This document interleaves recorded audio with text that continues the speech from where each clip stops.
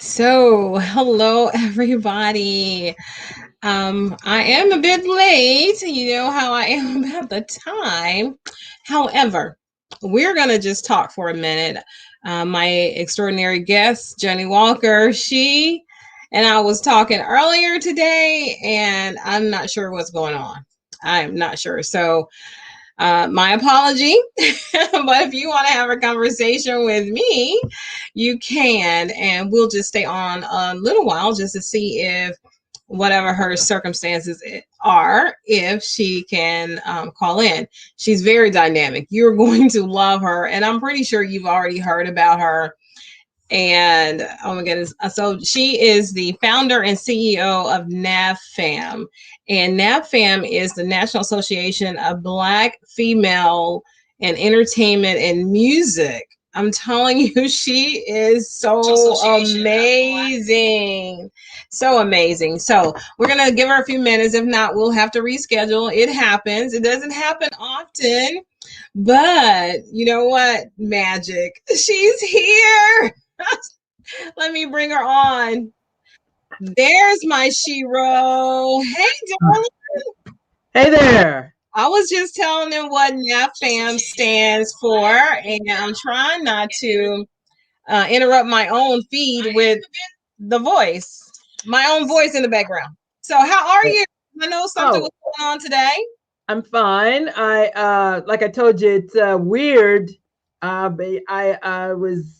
kind of was trying to look at this from my laptop, and then I had my iPad set up because it's weird. I can't see you on my laptop. So, but hey, I don't know why that is. I don't know. I mean, I have Chrome, so, and like I told you, just I don't know. Hey, if you can see We're me, here though, and I can see you. well, that's all we need then. That's what's the most important thing here, Right. lady, is Right. that I can see you. And so Okay. what I want to do, tell us what, because I'm going to start with your whole Def Jam and all because you're an icon, you're legendary, and that I get to call you friend, it just floors me. I'm super, super blessed. I'm so blessed. Thank you for being here. It is Women's History Month, and so who better than you to be a part of this for the Loretta McNary Show? So we're already getting thumbs up and hearts. So you know you have an audience no matter where you go. So tell me, what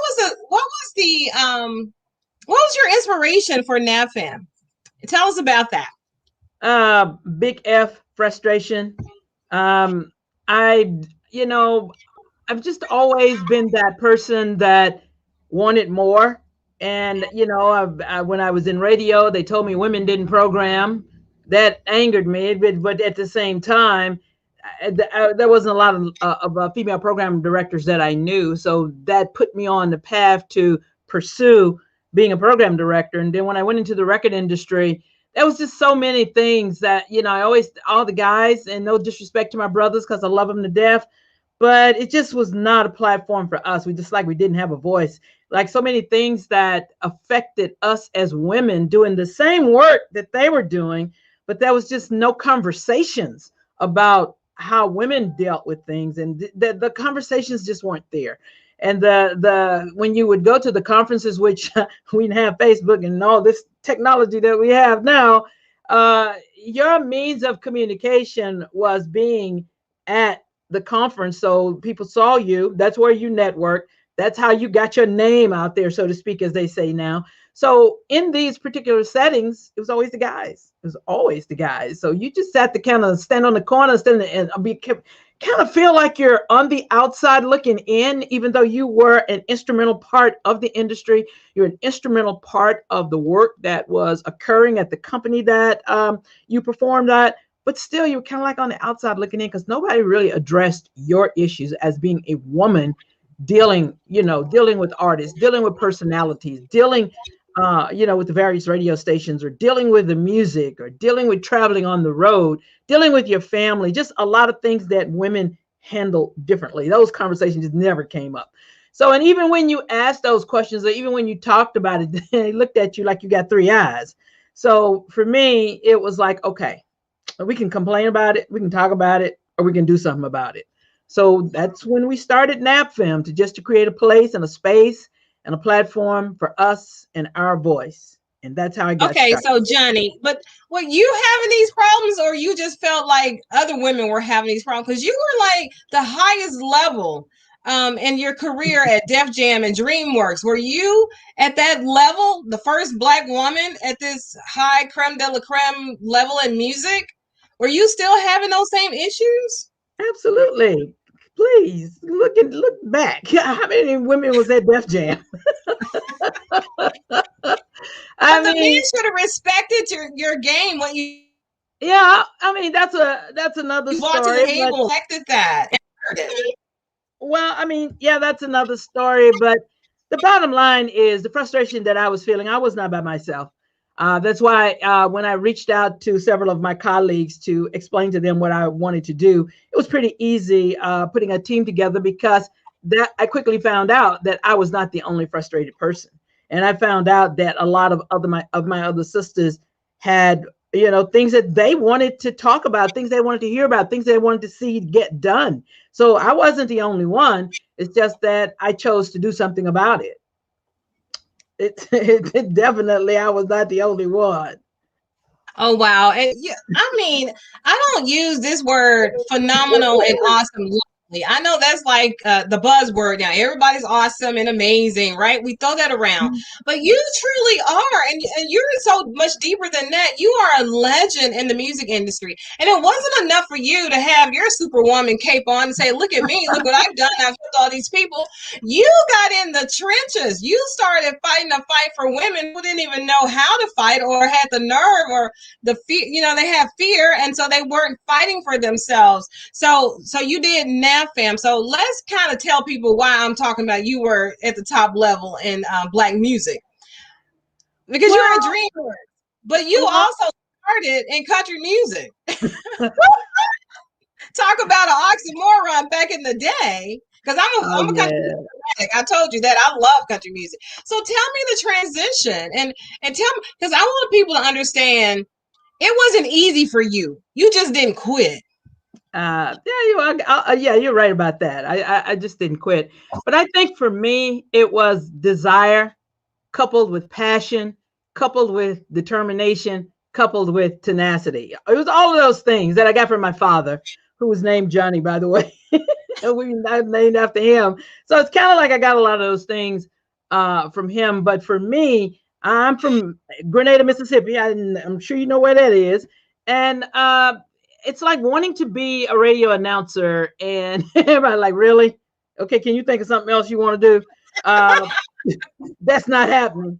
And every time my dad would always encourage me that yes, you got to find out how to get it done so you can do it.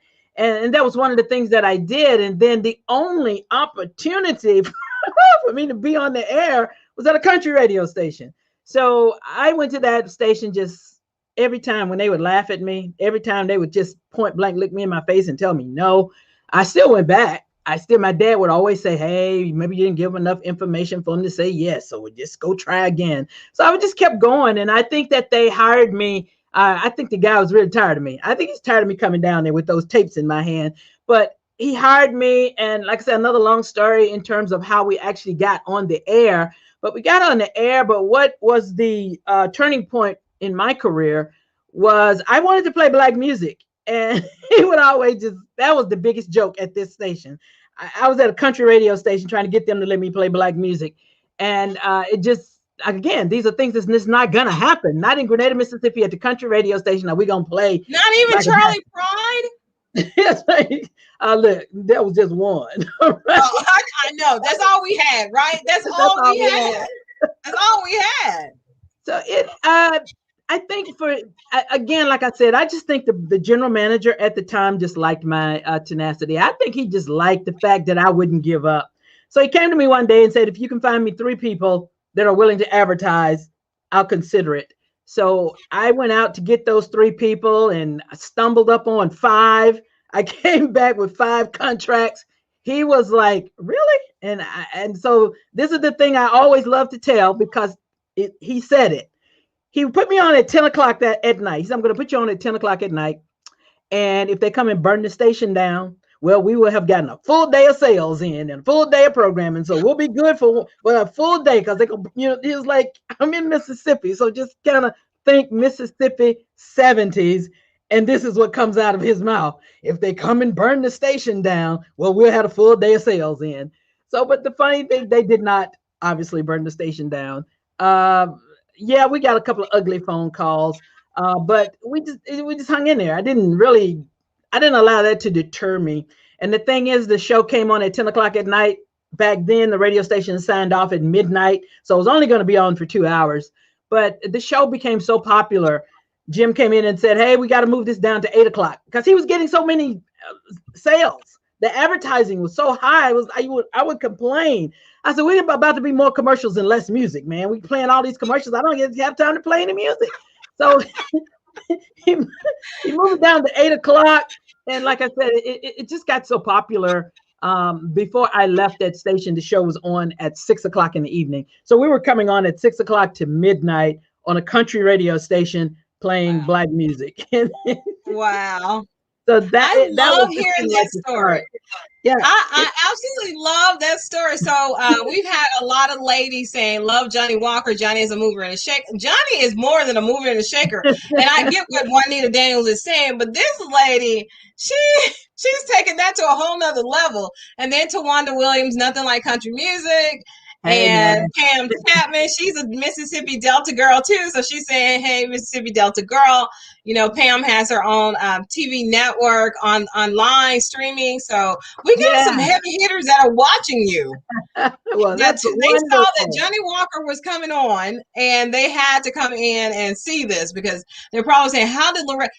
Y'all, like, she needed one more thing with this NABFEME. I promise you.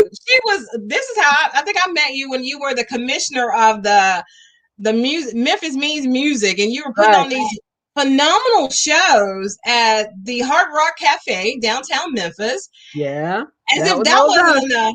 She was selling and packing the house out. Every time, every Monday. It was Monday. You know, the funny thing about that is they told us that, Monday nights is a dead night in Memphis because people have spent the weekend on Beale Street. Nobody's coming out on Monday nights.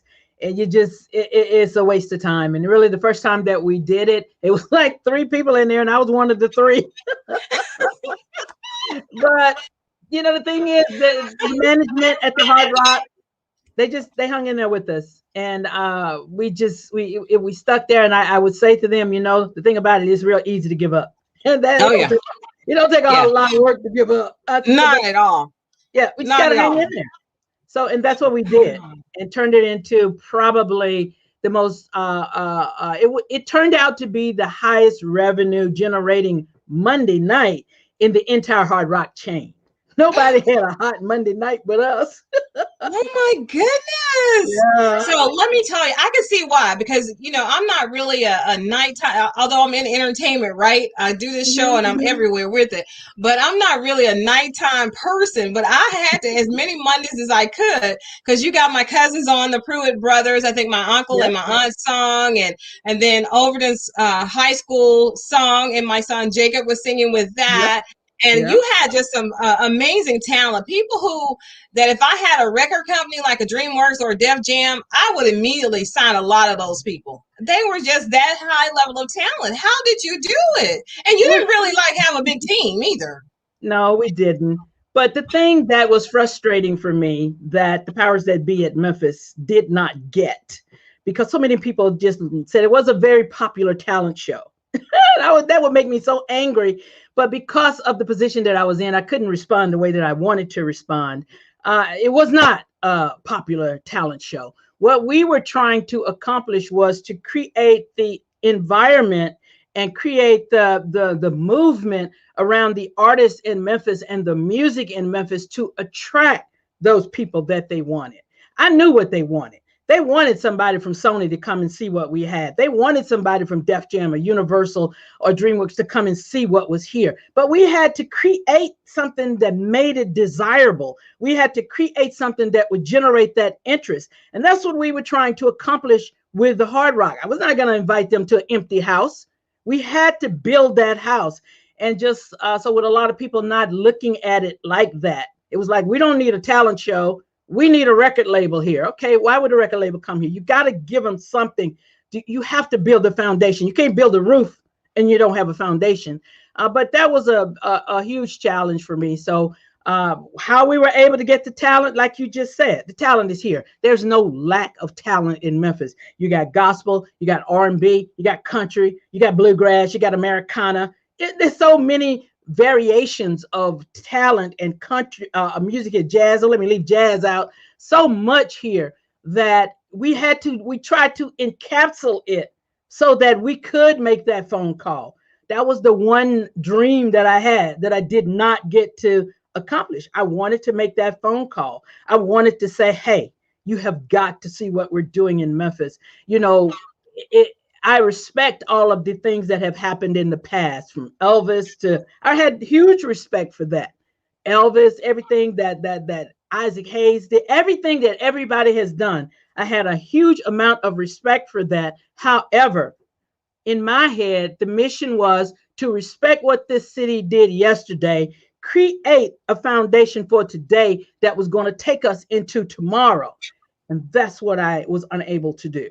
And so that was one thing that I see that happens here a lot, and that's in gospel music and any music, and not just the music industry, but they like to live off the tradition of the thing. You know what I mean? Yeah. You can't keep living off the tradition or the reputation of history forever, especially when you have as equally talented people. There are a lot of people who they're as talented as Elvis Presley, but would they ever get that break? I don't think anybody else will rise to that level of occasion as what he was able to do. But that doesn't negate the amount of talent here. Well, the systems aren't the same. And how many people, I'm telling you, it's numerous people that would sit down in a meeting and say, well, you know, I sang with Orlando Draper. Well, you know, I was in Orlando Draper's choir. Well, you know, I used to travel with Orlando Draper. Well, oh my gosh, okay.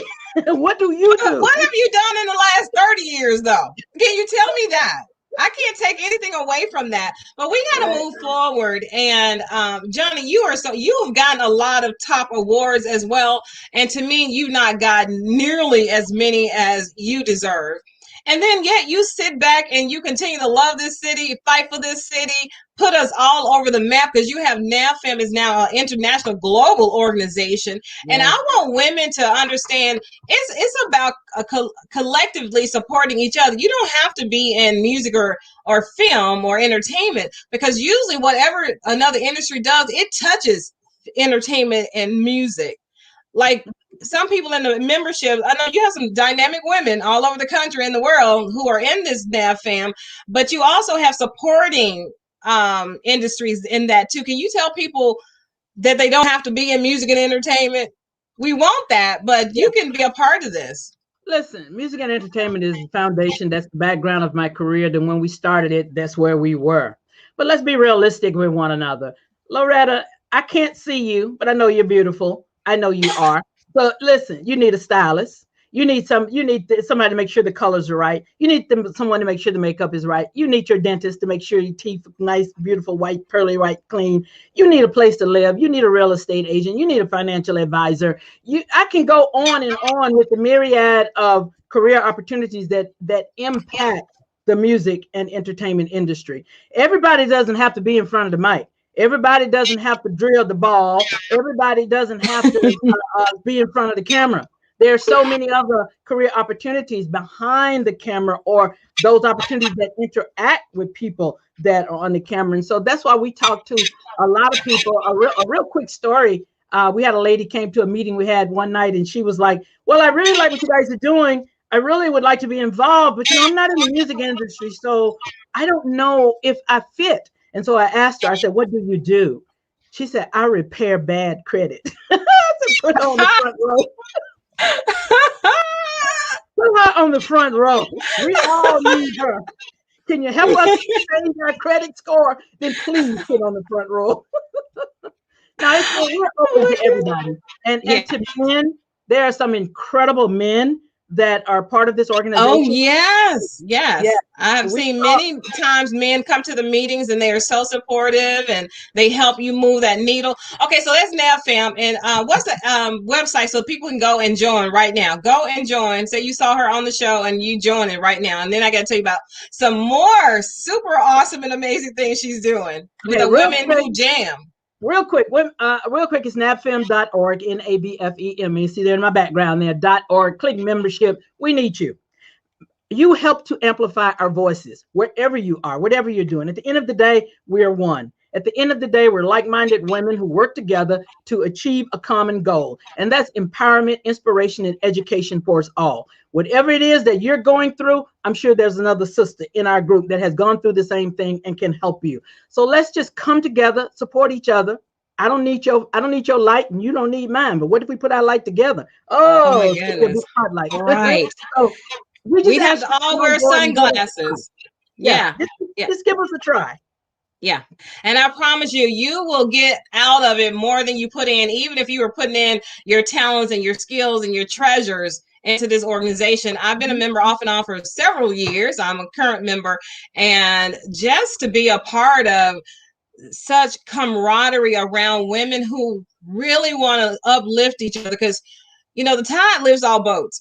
So that brings us to this other thing that she's doing. And then she's a very proud grandmother, too. We may not have time to talk about that, but she fits all this in. And some people have problems doing one thing. And here Johnnie Walker is doing a million. So tell us about Women Who Jam, because that's another, everything she touches turns to gold. Everything she touches turns to gold.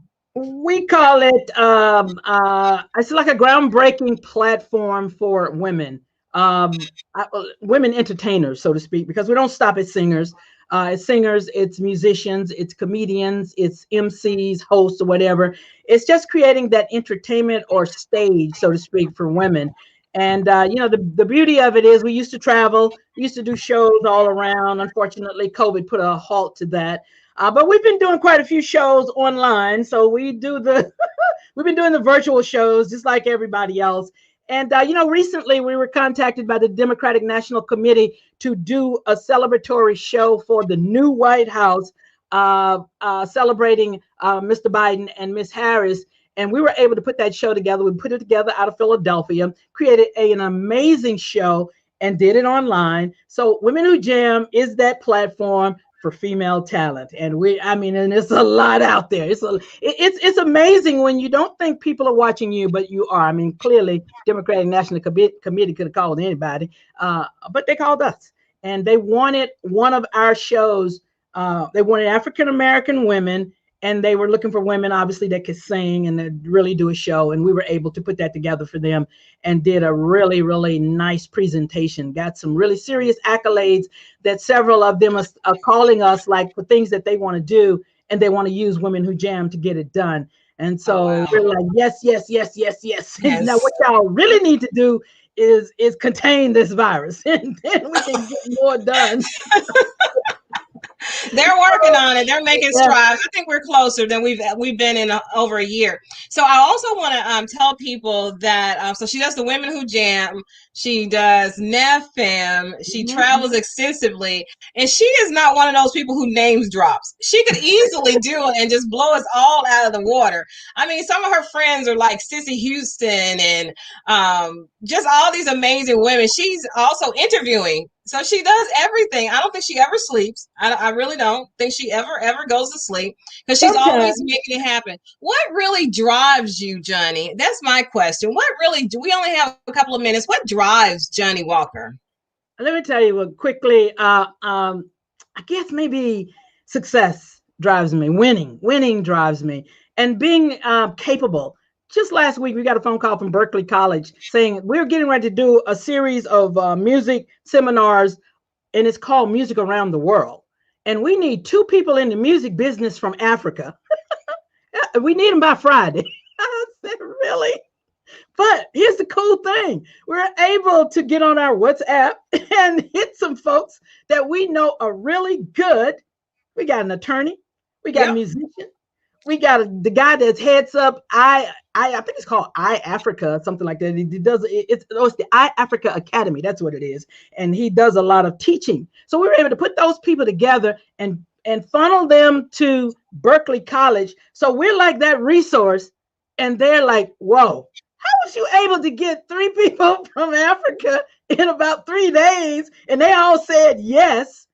That drives me. That said, when my grandson because that's calls the me, magic of Johnnie Walker. You have your own magic. I promise you. That's why oh my goodness. I remember we first went, you took me to lunch, we've done dinner, and she pours into anybody. She just will stop. If she feels like you're really serious and you're persistent, you're passionate, and you are bringing your A game as often as a game is being played, Johnnie Walker will be the last one to leave the room on your behalf. But you gotta give. I don't know how she does it. She makes everybody feel like they're that special. Like I could call her and say, "Hey, Johnnie, I need this," and she's like, "Okay, Loretta, call this person." She's like, "Call Gina Miller. She's in Nashville. She's over entertainment. What is it? She is over Entertainment One." Yeah, she's the senior vice president, general manager, Entertainment One Nashville. That's huge. Yes. And then what does Miss Gina Walker? Gina Miller. She responds to Loretta McNair because I said Johnnie Walker. So when I say this lady is the real deal, she is the real deal, and she'll help anybody. I promise you. All you gotta do is show her some tenacity, some perseverance, and that you're in the game to win it. And she will be on the sidelines with you, and she'll be at the award show too. Johnnie, I thank you so much. I don't have no problem standing on the side. I love standing on the side as long as we're winning. As long as we're winning, and everything you touch is going to win. I count you as a dear friend. I'm blessed to call you friend. You know, if you need Loretta McNair, I'm there for you. And I know it is mutual. We still get so many comments. I told her 25 minutes. Okay, so Dan Morris is saying, "Hello, Miss Walker." So we got all these people, you know, you are loved by everybody. Everybody. Listen, and I love them right back. I mean, we are one. We're a village. We got to support each other. We got to work with each other. You know, we may not. I always tell people all the time, we don't have to like each other. I'm not coming to your house. I'm not going to get up under your sheets, but we can come together and win. And if we can see eye to eye on things, everything doesn't have to be 100% agreeable. It just has to be where we are willing to work together. I can give up some things in order for you to accomplish what you're trying to accomplish. I just want the same respect. And let's just work together. If you got if you got wood and I got match, let's start a fire. Let's work together. We can start a fire together. And I love that. I love that, Johnnie Walker. Yeah. I am a fan and a friend. We'll have to do this again because I didn't even get to touch all this lady does and she has done, because she's too modest to be who she is to me. I don't know how that happens, but she just carries it around. You'll see her in the background, but this lady is really making things happen, not only for the women who jam NABFEME, but for the city of Memphis and everywhere she goes. And I'm sure you're probably getting ready to fly out somewhere now and make something happen. I'm gonna wait a while. You know, I told you earlier today I got my vaccine. So I'm just going to kind of let it settle. And because there are just so many things, you know, our Women in Entertainment Luncheon that we do in LA every year. I don't think we're going to really get a chance to do that this year. It's just so many things that we do that we haven't done. We were supposed to do a big event in Toronto. That kind of COVID canceled. COVID cancels so many things for us. And so what we've been doing is just been on the phone or online with a lot of the things, just trying to put as many of them back together as we can. And so I just kind of buckled down because I was one of those people that did not want to take the vaccine. I'm telling you, I fought it. I fought it big time. Yeah. But I said, you know, it's kind of like you need that extra layer of protection. So that's true. I just buckled down and did it. And I'm going to do it too. I wasn't a fan of it either, but I'm like, I want to be able to hug my mother. I haven't hugged her in over a year. Yeah. I go see her all the time, but I'm not hugging her. I'm not staying there with her, and nothing's wrong with her or me. She's very capable of doing whatever. And my grandchildren, but you don't want to because you're out there around other people who aren't doing the social distancing and all that. But anyway, Johnnie, I just want you to plug me in more. Please call on me. Take me with you. I have money. I can get a plane ticket. and a hotel. I just want to be a part of what you're doing because I know the more I learn and grow, the more I can reach down and pull somebody else with me. And that's, that's me. I want to help everybody. As First Lady Michelle Obama said, when you get to a certain point in your career, it is your responsibility to reach Yes. back and Yeah. grab someone else and bring them along the way. It is your responsibility to teach someone else. Help some share what you know so somebody Yeah. else can grow. So that's what we try to do. That's what I try to do. That's what I would like to be remembered as. That, and when they when it comes time to shovel the dirt, that they say, she tried to help somebody. She I tried can't to do make that with you. No, we're that, not even going. Oh, Lord.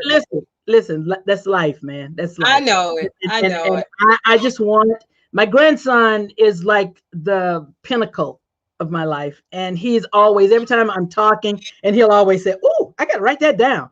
Oh, you dropping gems today." So if at 18, if I say something that is meaningful and impactful to him in his world, God is good. Amen. God is Amen. good. He recognized it because he knows that you are legendary. You're iconic. You really are the epitome of those two words. And I don't hand those compliments out lightly because you know me like you. I know a ton of amazing people all over Right, the world. But you right. truly are, Johnny. You truly are. I thank you for taking this time, especially under circumstances today. My And pleasure. we My got to do this pleasure. again. We got to do this Absolutely. again. And when you Call have me to bring anytime. honey, you know I will. All right, so we're gonna close out. Thank Johnnie Walker. Thank everybody for watching Bye-bye. us today. Thanks for watching the Loretta McNary Show. You can catch us on Facebook Live. You can catch us on many markets across the country. You can catch us on Roku and Facebook and YouTube, all over the place. All Until over the the next place. time, dream big dreams, think positive, help someone along the way, and we'll see you very soon. Bye bye, everybody. Bye-bye. Bye-bye.